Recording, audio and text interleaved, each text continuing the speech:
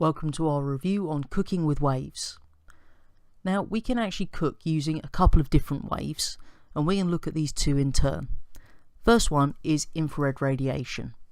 Now what we learned earlier in our P1 topic is that the warmer an object is, the more infrared it's going to emit. So if an object absorbs infrared, the surface of it's going to get hotter. Now what we find is when we're looking at cooking food using infrared, then that infrared is going to be emitted from the heating element and be absorbed by the food itself. Now this is only going to be absorbed by the surface of the food, and that means it's going to heat up the surface and therefore cook it.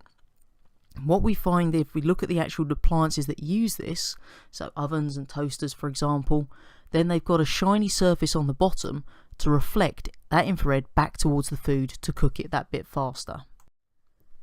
The second type of electromagnetic wave we can use to cook our food then are microwaves. And microwaves use microwaves. Nice logical name there for us.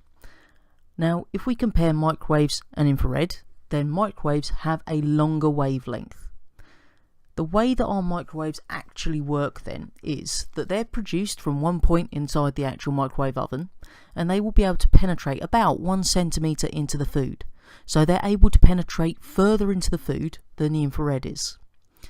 The microwaves are then absorbed by fat and water inside the food, and that makes it heat up.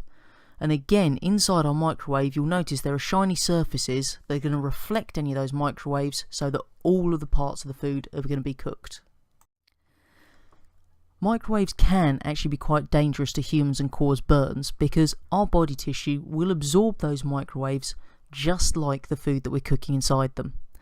So if we just had a plain glass door, the microwaves from inside would be able to transfer out and then affect us.